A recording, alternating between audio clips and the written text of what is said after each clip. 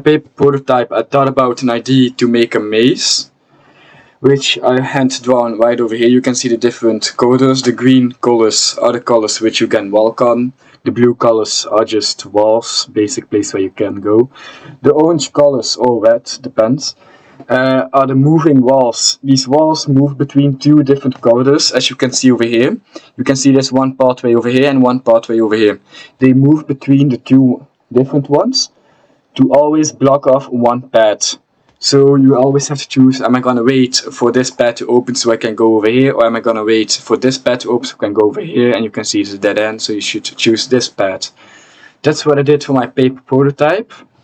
And for my brainstorm ideas, I had a couple of ideas. I had 3 different ideas. First one was a co-op game, which you have to help each other in a different path and have puzzles in each path to unlock a door for the other person, which didn't really work out. Then second one, I had a PvP kind type of game, like you see in Ultimate Chicken Horse, but you're gonna have 2 different corridors. You're gonna be able to get points from completing the level, and with those points, you're gonna be able to get items, which should be able to help yourself, or you can pick it to be detrimental to your opponent. You can place it anywhere inside the level, so you could basically play like a spring, and place a spring down in your level to get higher up in the tunnels, or you can like place a wall in the other place level to block off a certain path.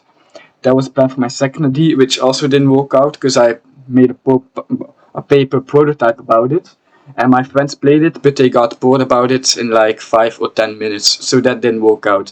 So I settled on this idea, which was a maze, which you're gonna be single player. There's gonna be a lot of enemies around, and you're gonna be able to walk around and try to get collectibles. Then, week 1. I spent my time making my level. As you can see over here, I just made the basic level itself already. That's what I did for this week. And I also made the moving walls, which go from left to right over here, and you can see the point they move to is towards here, so they end up over here. They move quite slowly, so I still have time to pass through, but you can also get stuck in here. And that's how I made my moving walls in week 1, but the problem is in moving walls week 1 they were a bit higher, and not so low. I'll explain in another week. In week 2 I spent my time making my enemies, as you can see over here, with 2 different patrol points.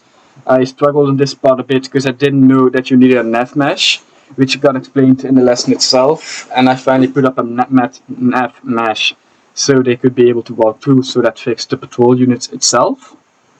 And I also already began spending time on my moving enemies, which continuously following you around, but they didn't get fixed yet in week 2. And I continued in week 3 to make these enemies. In week 3 I also already showed it to my friends how I was able to do it, but the problem was they couldn't move through the walls. But I had the idea, I moved the walls as low as possible, so there was a nav mesh still over here. But then the problem I had was that the enemies were able to walk over the wall.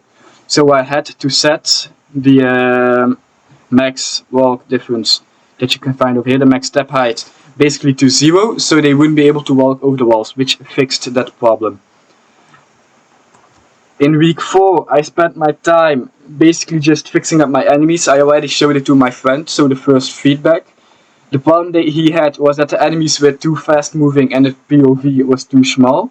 So I made my enemies move slower than you by about half. So they move halfway your speeds. And you can also have bigger POV. I made the camera lens a bit bigger, as you can see over here. The camera is a bit bigger. Normally it was only around this place that you could see. So it's a bit bigger, you can see all around you. Makes it a bit easier for the player itself.